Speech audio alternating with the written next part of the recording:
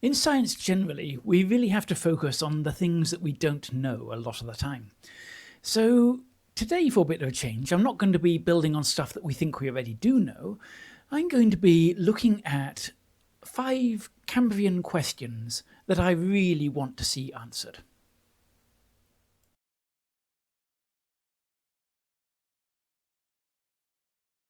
Hello again, and as promised, I've got something a little bit different today. Something like this was actually suggested by somebody, I've forgotten who, quite a long time ago, and it is a really nice idea. I'd already started making the odd note about it, but hadn't got very much further. So today what I want to do is explore some of the big questions that I think are remaining for the Cambrian, and how they are going to, whatever the answer is, help us to understand the bigger picture much, much better. So I'm trying to avoid doing the really obvious things. And I'm also not going to be including stuff like, so what was the Cambrian Explosion then? Or how fast was it? And so on. Because that's all such large scale and obvious questions that it's almost not worth covering, because most of our channel is devoted to that sort of thing, Cambrian Explosion and so on. So what I really want to do is look for those questions that we might have a chance of answering, and for which the answers are going to feed into a much better understanding. Hopefully. So quite often for this sort of thing, you have to sort of sit back and look at the pattern of knowledge that we have, look at the information that we have available for different bits, and look for gaps. And also start turning around the bits of information that we have, because sometimes there are surprising gaps when it doesn't seem that there are gaps. We're just so used to the concept of the things that we do know that we forget that some of those things are actually really, really surprising, if not downright weird. So that said, I'll get straight into the first one. So my first big Cambrian question is, why are the Burgess Shale type faunas so homogeneous all around the world? By homogeneous, I mean they have more or less the same balance of different major groups of animals and algae in many cases. And if you have a new Burgess Shale type fauna turn up in a new continent, you can pretty much predict the overall shape of that community. You'll know that it will be dominated in terms of abundance and diversity, almost certainly by arthropods. Sponges will likely be a close second. There will be things like priapulids, hyolithids, echinoderms if it's a little bit later, but not in the earlier ones. Probably they're a bit more flexible, and so on. You can actually put together a checklist of what you expect to see in any Burgess Shale type fauna. Now this is actually really strange, because you can't do that at any other time. So the range of possible answers for why they are so similar actually include some really interesting answers as well. So one is that we are sampling the same environment all over the world, and that's just where this preservation happens. But what we know about the Burgess Shale type faunas is that there's actually quite a range of environment there. And yes, there are some extreme outliers, like the Sinsk biota, which is on a carbonate platform in a little hollow, where it seems that you get a very peculiar fauna, and it's mostly dominated by algae, in fact, living in a very different environment. But the Sinsk biota is almost a little bit of an outlier in all sorts of ways. For the rest of them, though, there is still a lot of differences between them. So in China, you have the Chengjiang biota, and the Xinjiang biota is meant to be a lateral equivalent of the Chengjiang from deeper water. But even Chengjiang covers something like 5 or 6 provinces and goes from apparently really quite shallow water to really quite deep water. And it is not a small area. This is a wide expanse of the open sea floor. And you compare that to somewhere like the Burgess Shale or Sirius Passage, which are areas of mud that are deposited at the foot of escarpments. So carbonate platforms where you get sediment coming over the top, flowing down the side and burying things at the bottom. And there are others that are a bit odd as well. In the Utah faunas, things like the Weeks Formation, the Margam and the Wheeler, they are probably a bit more like China than they are the Canadian ones. It's peculiar. If it does represent one particular type of environment, then that environment was extremely widespread, which means that this fauna as a whole, this assemblage, this general ecosystem type that we see everywhere, was also extremely widespread. It represents, okay, it might be slightly limited in terms of ecology or environment, but it is wide swathes of the ocean floor. As I say, that's not normal. So why would that be the case? Is it because there was basically nothing there before them? That when the Burgess Shale type faunas diversified, when these phyla originated and started spreading out in the early Cambrian, that they found no competition, that there was nothing to compete with, and therefore everything just settled? Was it instead something like the structure of the ecology of the Burgess Shale type faunas is so generic that you don't get much in the way of segregation within it? You don't get it breaking down in interesting ways into smaller units. It's just a default position. Or is it because of the preservation? Is it because we only see these fossils when the conditions for the preservation are right? So could it be, for example, that we need anoxia as part of the preservation process? And so all these faunas, no matter what the wider environment, need to have been living close to an area of anoxia. And does that have an implication for the type of ecology that we see? It's a really interesting question, and that will also feed into my second one.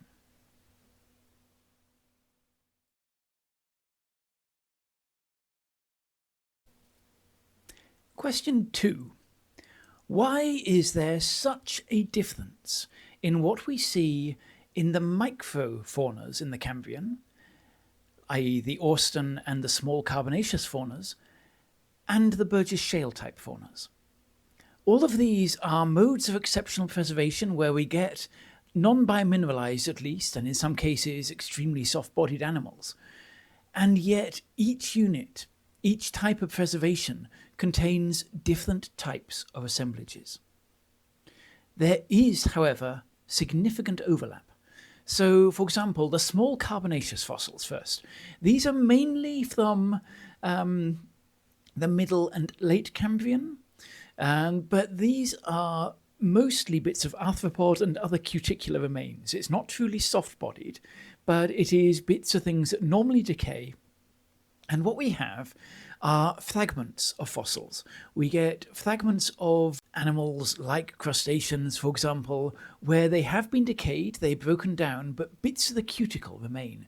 And those bits can be extracted from mudstones.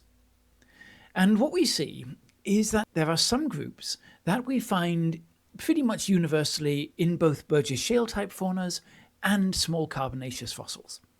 Those are dominantly priapulids, the scalids of priapulids, the little tooth-like denticulate elements that you get over the body and the proboscis. Those preserve quite nicely in both cases, and we get entire priapulids, and you get the small carbonaceous fossil scalids. And they seem to have been everywhere. Then we have the Wiwaxiids, these early mollusks which have this sort of skeleton of little sort of plates embedded in the cuticle. And these plates are easily recognizable, and they are found also in small carbonaceous fossils all over the world, even where the entire animals haven't yet been found intact in the Burgess Shale type faunas. So, for example, the Kylie biota, I believe, has no articulated ones, but dissolving the mudstone gives you fragments of them, so we know they were there. There are a couple of other things as well, like Mongolitubus, which are the spines of, it is thought, hallucigenia-like animals, so lobopodians, a widespread group in the Burgess Shale type faunas, but they also turn up commonly in these other deposits. And then there are also bits of arthropod. But quite often they are different bits of arthropod, or rather different bits of different arthropods. So some of the most spectacular results from the small carbonaceous fossils are things like branchiopod and copepod jaw and gill apparatuses, particularly the jaws because they're diagnostic. And there has been a lot of effort put into describing the Cambrian Burgess Shale type faunas of arthropods. They're some of the best studied groups, and we don't have the same animals that we find in the small carbonaceous fossils in the Burgess Shale type faunas themselves. They seem to be slightly different groups. It may well be that many of the arthropods we do see in the Burgess Shale, for example, do turn up in the small carbonaceous fossils, but we can't identify them. But it doesn't seem to go the other way around. And it can't be just because they're small, because, all right, the fossils are small, but you extrapolate up to the size of the entire animal, and you're looking at things mostly that are centimetre scale. There are also things like loricifilans, which are extraordinarily complex little wormy things, and there is allegedly a Cambrian loricifilan from the Sirius Passet, but it's a gigantic thing which is obviously very primitive, if that is the case. It has loricifilan features, but it's not like a modern loricifilan. And so we seem to have a large number of groups in the small carbonaceous fossils that are not being preserved in the Burgess Shale type faunas. A significant number anyway. Now, there is a difference in the environment that these things are preserved in. So to get the small carbonaceous fossils, what you need is an aerobic seafloor, because that is where all the soft tissue is decayed and you end up with just these scraps of leftover cuticle lying around. And the Burgess Shale type organisms themselves are usually buried, at least, in anoxic environments, although they must have been in an aerobic environment to start with. But is it a difference in the degree of oxygenation? Is it that some of these things were living only in very highly oxygenated, very shallow water conditions, whereas the Burgess Shale type faunas represent things that were closer to the more anoxic areas? Possible. Is it some other sort of taphonomic bias, which is something we don't understand yet? Also possible. But what we do seem to be seeing is that there is a genuine distinction between the faunas in the small carbonaceous fossils and the Burgess Shale, and that is interesting. The other microfauna that we have is the Austen deposits, and these are very interesting in all sorts of ways. They are phosphatized small organisms or bits of organisms that are found usually in limestones, sometimes just in concretion, so lumps of limestone within mudstone successions, sometimes in actual limestones. And you dissolve the limestone and you get these little phosphatized things out. Now, those phosphatic fossils can be of extremely soft-bodied things. Usually there's some sort of cuticle, though. So not totally labile soft tissues, but sort of slightly tough skin, if you like. Or they can be fragments of really tough organic material. And they are more limited than the SCFs, the carbonaceous fossils, because you need much more specific conditions, which we don't fully understand, but we're kind of getting there. You need a rich source of phosphate, for one thing. And we have a limited number of these faunas from the Cambrian. So in the early Cambrian, we have particularly the Quanchuanpu biota of China. And this is something I'm going to be doing a whole video on because it's really, really interesting. And it includes bits like cnidarians, olivoides, and things like that. And little worms, Eochinorhynchus, which has been suggested to be a chinorhynch. And there's been a couple of papers, stroke preprints recently, suggesting an even more diversified fauna, things like annelids, but this is part of the stuff that I want to talk about. The Austen is late Cambrian, and this includes a peculiar array of things, including apparently pentastomids, a six-legged tardigrade-like animal, and all sorts of little crustacean-like creatures which resemble some modern crustaceans. And none of those things do we see in the Burgess Shale type faunas. But is that because we're looking at a different community that is being sampled in a different environment by a different preservational pathway? Or is it because of timing? Is it because these are later and we are seeing late Cambrian diversification going on, which hadn't already happened by the middle Cambrian when we have all the Burgess Shale type faunas, early to middle? It's a huge question for me, that one. It's something that is not tackled enough, I think, but there is an obvious way to answer it, which is to find more of these faunas. We need more synchronicity between our Burgess Shale type faunas, the micro SCF faunas, and the Austen type faunas, which may be more limited by nature, but the SCFs can be examined more systematically at various points and compared directly with Burgess Shale type faunas in the same region, as well as in other regions. So that is something I really, really want to see developing, and I'm sure it will, because people out there are studying it. But when we can answer those questions, when we can understand why there are these differences between the different fossilization styles and the ecologies they tell us about, I think that will help us to understand the first question a lot more as well.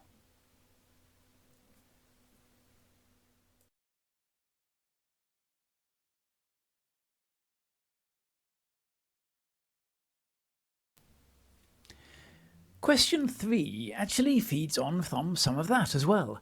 What I want to know here is, how do we reconcile the early appearance of some modern orders and families, isolated examples of particular annelid worms, for example, with the dominantly stem group nature of most of the Burgess Shale type faunas?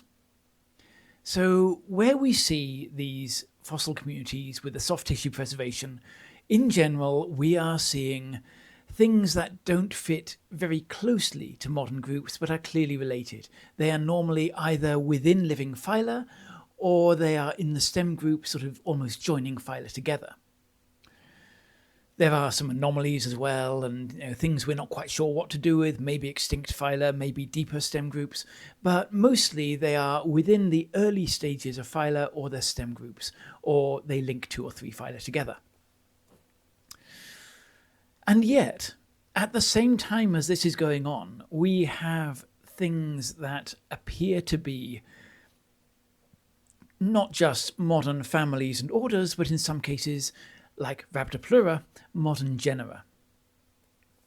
And if that diversification has already happened to that extent by the time of Chengjiang, for example, where we have things like Iotuba, then how can that all have been going on at the same time as you have these ecosystems that at first glance and first decade's worth of glance looks like it's all a very primitive type of community? What is that telling us? Is it telling us that, yes, you've got a lot of rapid diversification of the major groups, the classes and the phyla, but only very rarely does one of those branches evolve down the route that will become the modern family and stays morphologically continuous with that modern family?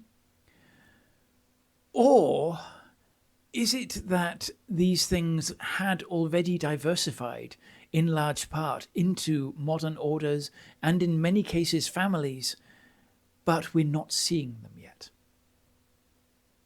So many of these examples that we find are extremely rare fossils. They are quite often just a few specimens, and even Rhabdopleura, which has a relatively preservable tubarium, even that is not a common fossil in the Cambrian.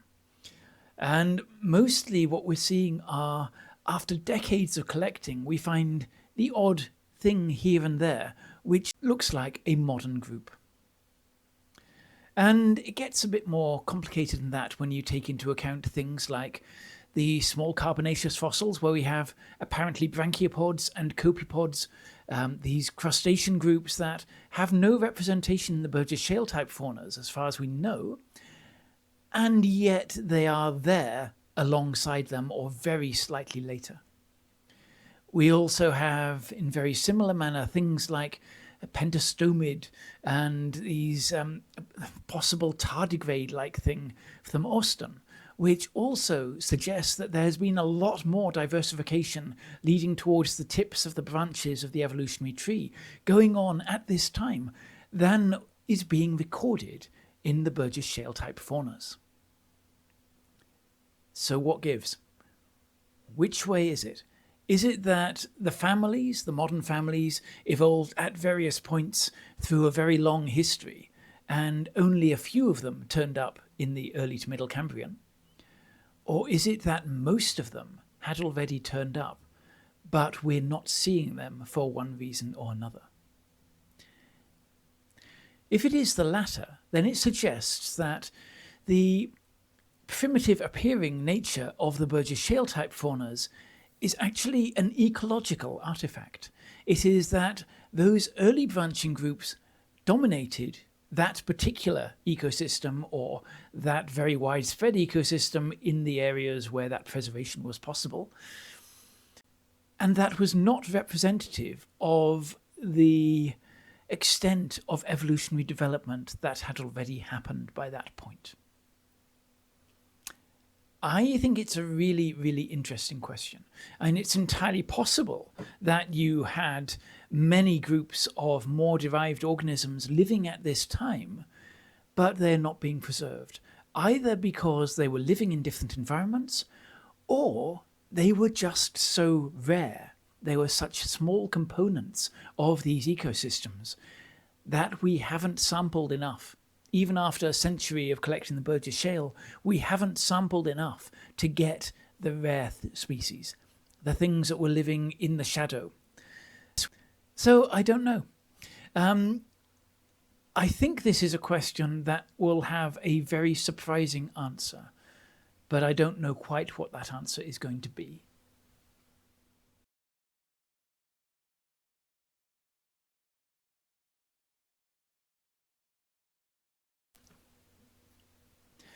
On to number 4.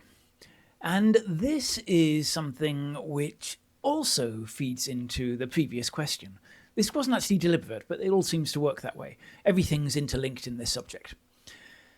So we have a very good knowledge of Cambrian mudstones, it's fair to say.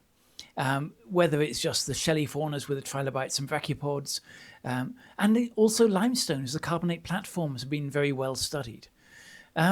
But there is an ecosystem that I think we could do with knowing a lot more about. And this is the Archaeocyathan reefs. This is the first animal-based reefs on the planet. And the Archaeocyaths are something, again, I'll do a whole video about, but they are probably an early group of sponges. And they formed a very complex modern reef-type ecosystem where they're all building on each other. There are cavities, there's all sorts of binding by microbialites and things like that.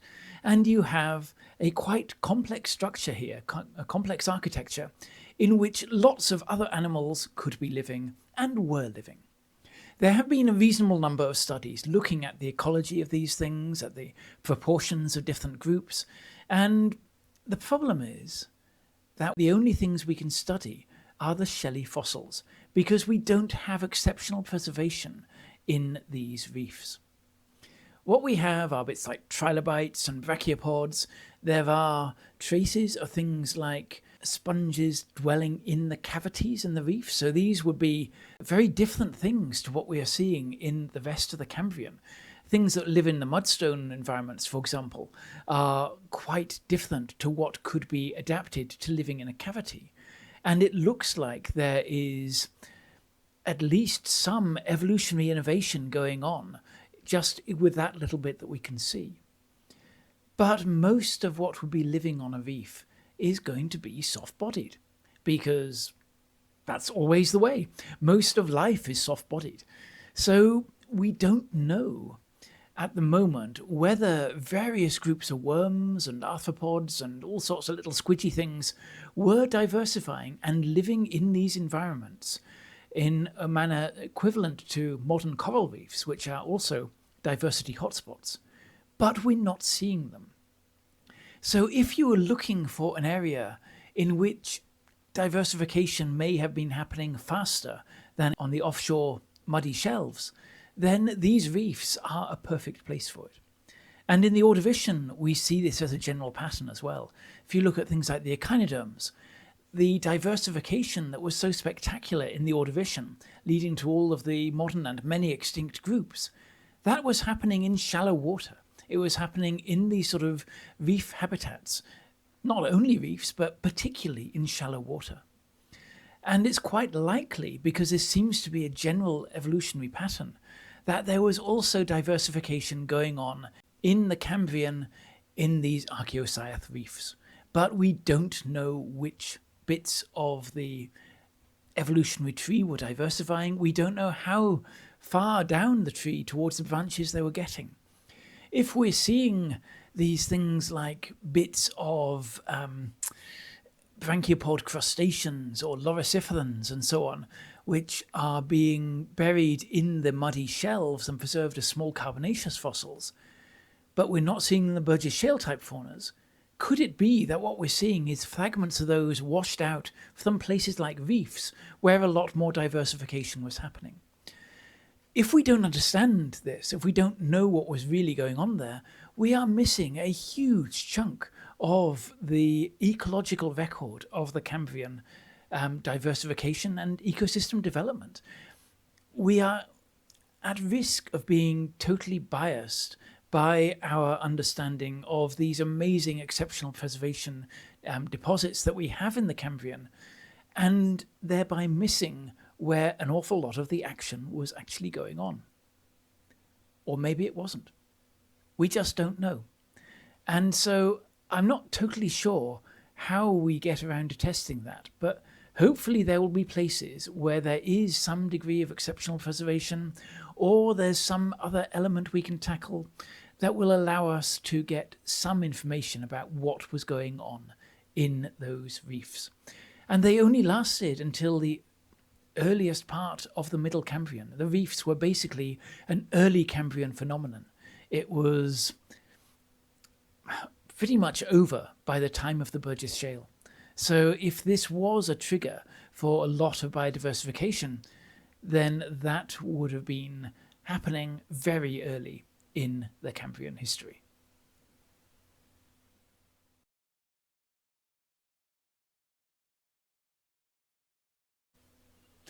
And for question 5, I've got something completely different. This is more about the organisms themselves, but I think it is a really fundamental question that we don't really have the answer to. What was the last common ancestor of ecdysozoans and spiralians actually like? Now, these are the two major groups of protostomes. So you've got the deuterostomes like us and echinoderms, but most animal phyla of the bilaterians anyway fall into these two groups. The things that molt, the ecdysozoans, and the things that have a trochophore larva or a lophophore, or things like mollusks and annelids and arrowworms and all sorts of other groups, jawed worms of various types, rotifers, all fall into the Spiralia. And in evolutionary thinking in general, there is a tendency to accidentally slip into this view that as you go back down the evolutionary tree towards these fundamental divisions in animal life, we are going to be tending towards simpler organisms, things that are losing diagnostic characters as they go backwards at each step. So there has been, and probably still is, subconsciously, a feeling that when you're going back to such a fundamental point in the tree, we can kind of guess what it's like by looking only at what those two branches have in common, and that will be basically what they had. So your characters are going to be whatever is shared with both branches, and then they build on that in each case to get to the wonders of, tarantulas and rotifers. But that ain't necessarily true. Because when you have a lineage branching, the only thing that constrains what direction, morphologically, that each lineage goes in is evolution. It's whatever works within those lineages. So you can have all sorts of things like loss of a lot of characters going to one branch and gain of characters in another. You can have something which is extremely complex becoming modified in a completely unexpected way to lead to something that looks very different from its ancestor. And so you can't just reconstruct it from looking at modern animals. You can't even really reconstruct it by looking at the genetics, even if we understood what different bits of the genome coded for in a much more complete way than we do. You still don't know what has been lost in the genetics on the way through. So the problem is that we have a lot of fossils going back to places like the Quanchuanpu biota, which look like ecdysozoan worms, paleosclechidan worms, Eochinorhynchus-like things. So basically, cylindrical worms with a little proboscis at the end, which may or may not be retractable, and then a plated sort of cuticle with spines on the surface. And that's all fine. And the assumption is that this is an innovation of the ecdysozoa. And at some point you had a precursor worm which was soft-bodied and which didn't have these features. It didn't have a tough cuticle. It had to be molted. And therefore, anytime we see something like that, it's already within the ecdysozoa. But do we actually know that? I mean, it's a fairly safe guess, probably. But on the other hand, it's just possible that an ecdysozoan actually reduced its cuticle at one point. By ecdysozoan here, I mean something which molted and had a tough sort of wormy sort of cuticle. It may be that one lineage of that actually went down a different path. And it's notable that many of the spiralians have a jaw apparatus, particularly many of the earlier branching groups, the gnathiphilans, the arrowworms, these are ketognaths, and they have an array of sort of grasping, spiny-like things around the mouth area, and it sort of works in that sort of fashion. Or it's modified into quite a complex jaw in the gnathiphilans.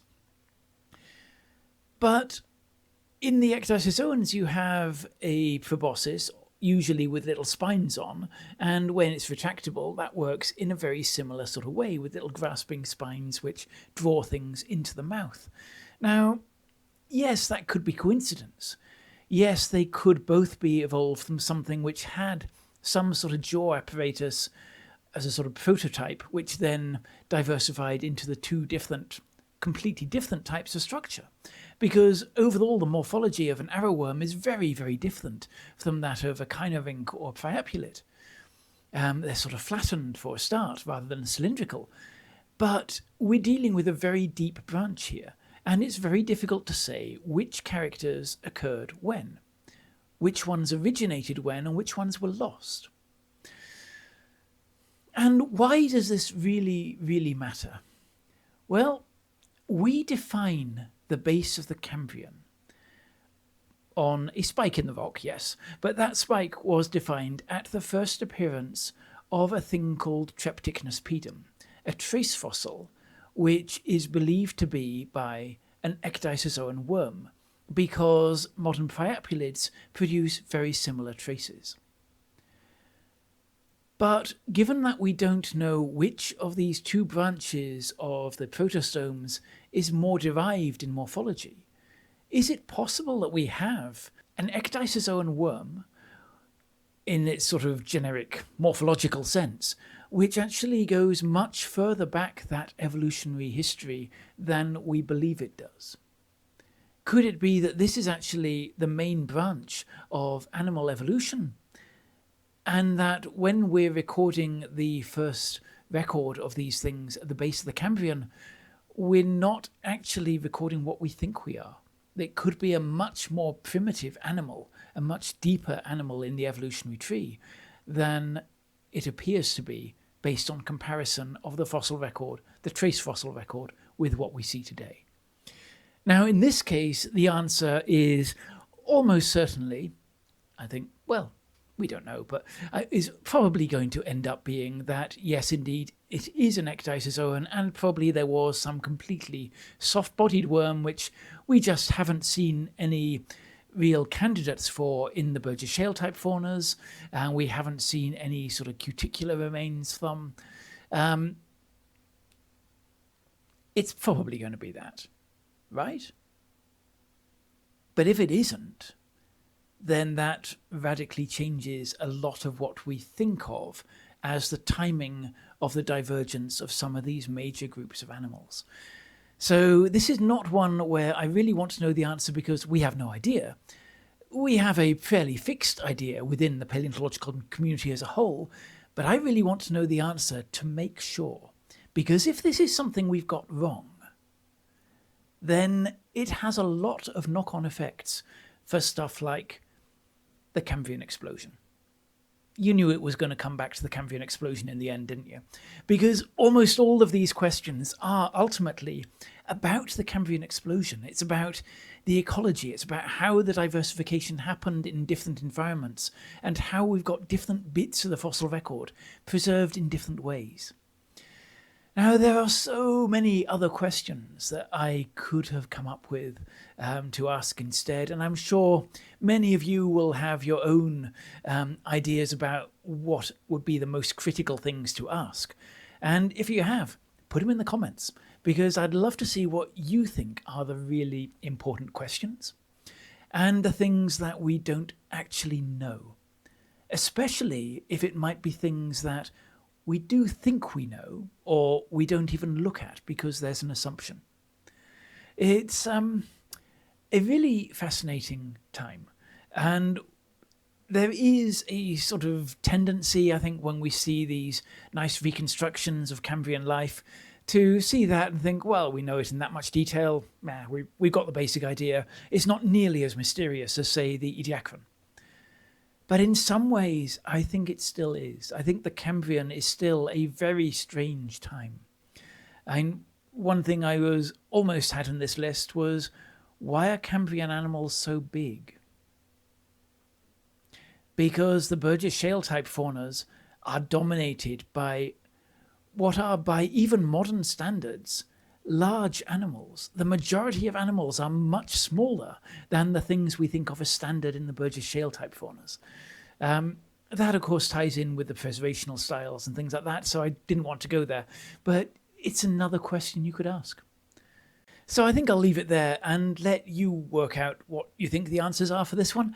And it's possible that I've missed certain bits of evidence which seem to resolve some of these.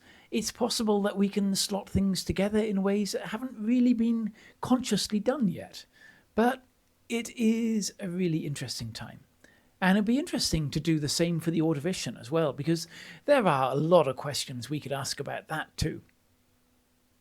Right. I shall leave you to your questions and your sleepless nights, and hopefully it doesn't give you too many nightmares. Bye for now.